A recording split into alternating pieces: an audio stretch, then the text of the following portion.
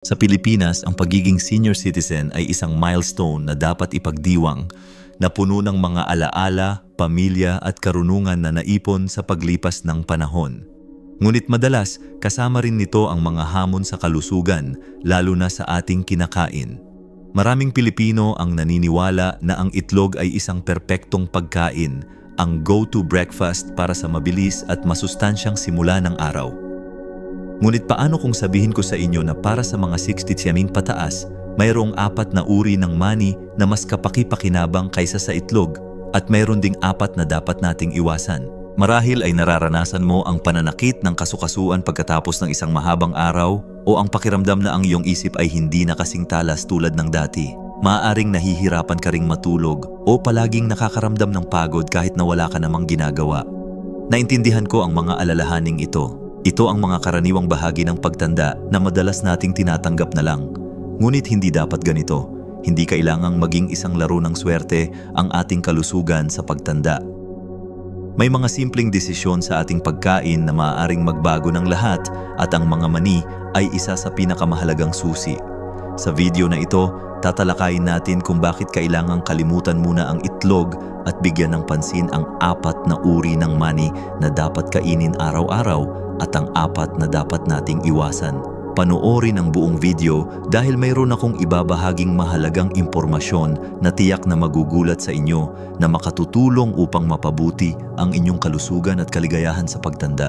Mag-umpisa tayo sa mani na dapat nating unahin at laging nasa hapagkainan natin, ang almonds. Alam ko, marami sa atin ang pamilyar na sa almonds, pero alam mo ba na sa bawat 65 pataas, ang maliit na mani na ito ay isang powerhouse ng sustansya na kailangan natin? Sinasabi sa atin ng mga eksperto sa nutrition na ang pagtanda ay nagdudulot ng paghina ng ating mga buto at pagkawala ng mas ng kalamnan.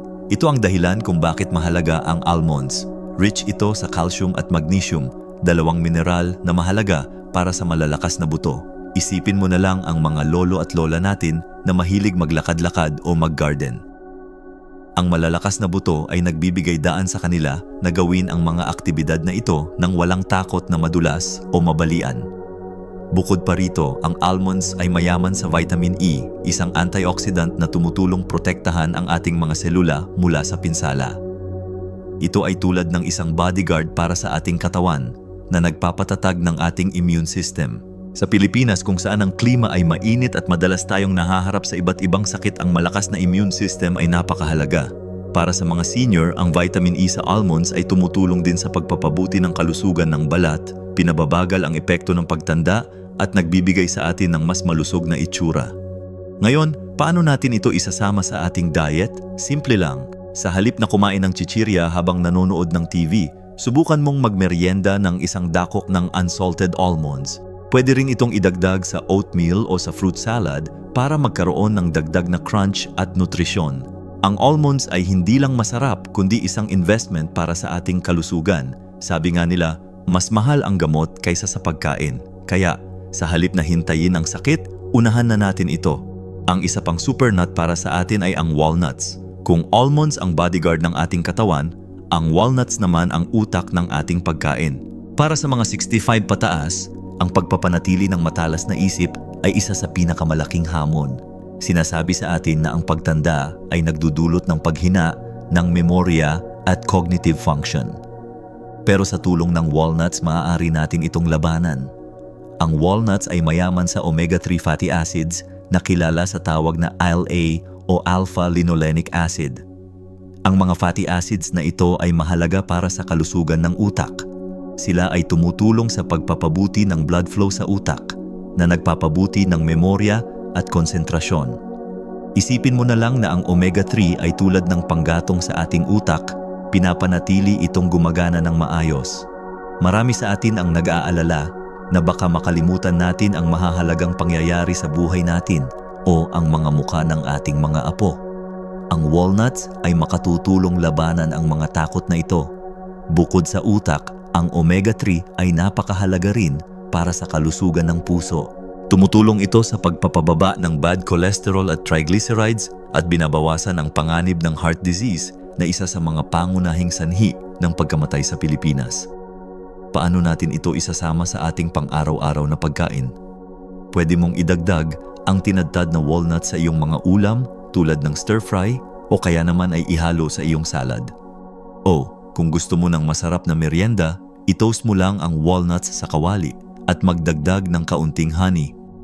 Ang walnuts ay hindi lang maganda para sa ating utak at puso, kundi pati na rin sa ating buong katawan. Isang maliit na mani, ngunit napakalaking benepisyo. Ngayon, dumako naman tayo sa susunod na supernut na dapat nating kainin. Ang ikatlo sa ating listahan ay ang pistachios. Ang pistachios ay hindi lang masarap at nakakaaliw na buksan.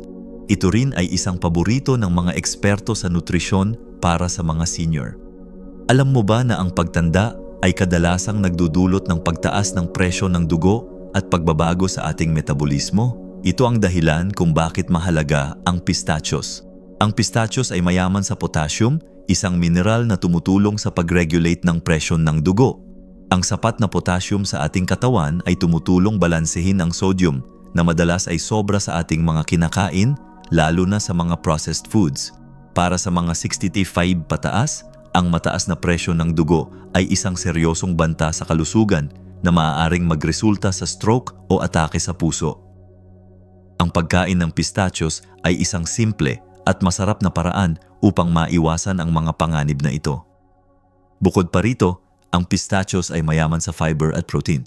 Ang fiber ay tumutulong sa ating digestion na madalas ay nagiging mabagal sa pagtanda. Nagbibigay ito ng pakiramdam ng kabusugan na nagpapabawas ng cravings para sa mga hindi masustansyang pagkain. Ang protein naman ay mahalaga sa pagpapanatili ng mas ng kalamnan na unti-unting nawawala habang tayo ay tumatanda. Para sa mga lolo at lola, ang malakas na kalamnan ay nangangahulugang mas madaling gumalaw, magbuhat, at maging independent. Paano natin ito isasama sa ating pang-araw-araw na pagkain? Pwede mo itong ihalo sa iyong favorite yogurt o kaya naman ay gawing topping sa iyong mga desserts. Ang pistachios ay hindi lang nakakabusog, kundi nagbibigay din ng benepisyo sa ating puso, digestion at mga kalamnan. Ang ikaapat at huling mani na dapat nating kainin ay ang cashews. Ang cashews ay kilala sa ating bansa at madalas ay ginagawang merienda o panghalo sa mga pagkain. Bukod sa masarap na lasa nito, ang cashews ay mayroong napakagandang benepisyo para sa ating kalusugan. Mayaman ito sa zinc at magnesium na dalawang mineral na mahalaga para sa ating immune system at kalusugan ng buto. Ang zinc ay tulad ng isang tagapagtanggol sa ating katawan na tumutulong labanan ang mga impeksyon at sakit. Sa pagtanda, ang ating immune system ay unti-unting humihina, kaya ang sapat na zinc ay mahalaga upang manatiling malusog. Ang magnesium naman ay hindi lang mahalaga para sa buto, kundi pati na rin sa pagpapanatili ng malusog na function ng nerve at muscle. Para sa mga senior, ang magnesium ay nakakatulong din sa pagpapabuti ng kalidad ng tulog.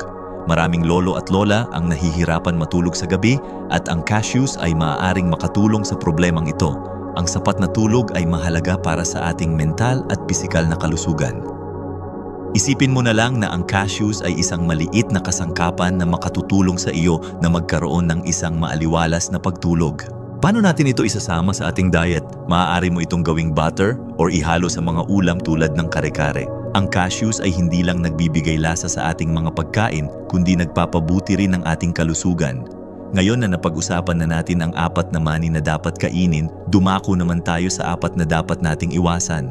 Ngayon, dumating na tayo sa bahagi ng video na alam kong inaabangan ng marami. Sabi ko nga sa simula, mayroong 4 na uri ng mani na dapat nating iwasan o kung hindi man ay kainin ng paunti-unti, lalo na kung tayo ay nasa edad 65 pataas. Hindi ibig sabihin na masama ang mga ito, kundi mas mataas ang panganib na dala nila kumpara sa kanilang benepisyo, lalo na para sa ating katawan na mas sensitibo na ngayon. Ang una sa listahan ng mga mani na dapat iwasan ay ang macadamia nuts. Marahil ay iniisip mo na masarap ang macadamia at totoo naman yan. Ngunit alam mo ba na ang macadamia ay may pinakamataas na fat content sa lahat ng uri ng mani? Bagamat ang fat na ito ay mostly monounsaturated na itinuturing na good fat, ang sobrang dami nito ay maaaring maging sanhi ng pagtaas ng timbang, lalo na kung ang ating metabolismo ay bumabagal na. Ang pagtaas ng timbang ay nagpapataas din ng panganib ng heart disease, diabetes at joint pain.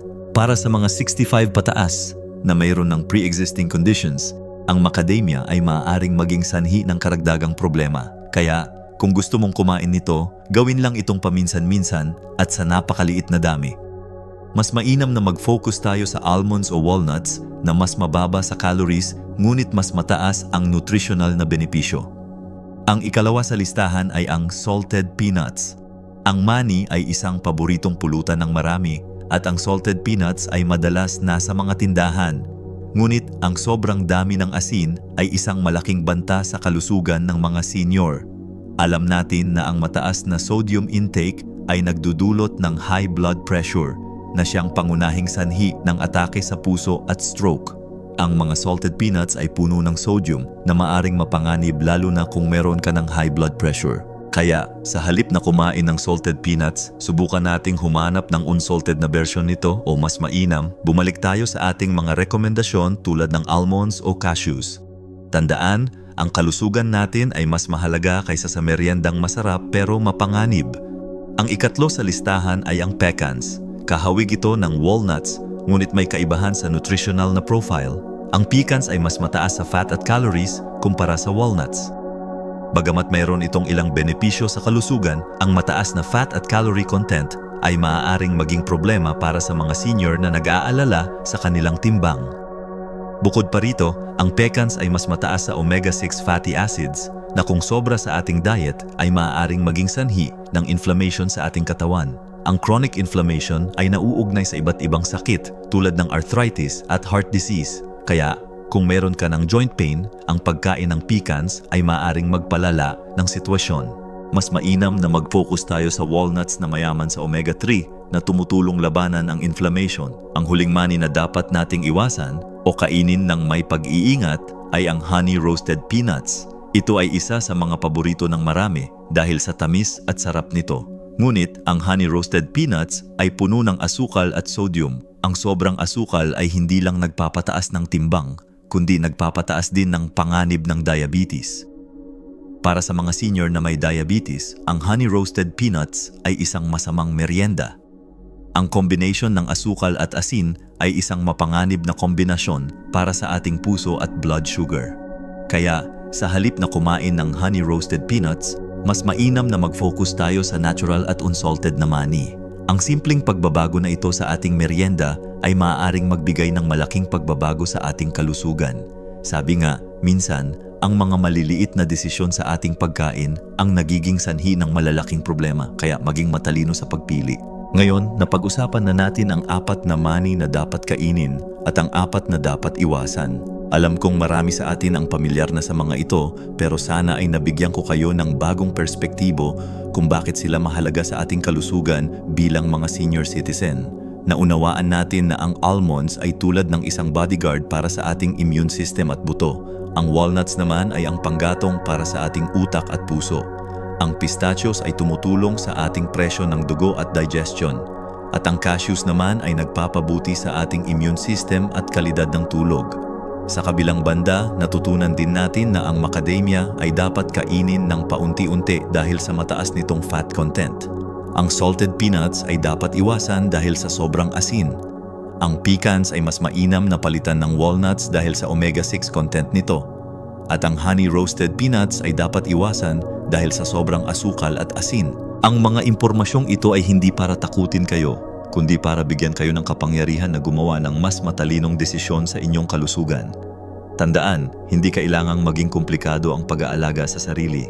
Minsan, ang maliliit na pagbabago sa ating mga kinakain tulad ng pagpapalit ng mani ay sapat na para sa isang mas mahaba at mas masayang buhay. Ang pagtanda ay isang regalo at obligasyon nating alagaan ang ating sarili upang mas matamasa natin ang bawat sandali kasama ang ating pamilya at mga mahal sa buhay. Ang bawat araw ay isang pagkakataon upang maging mas malusog at mas masaya.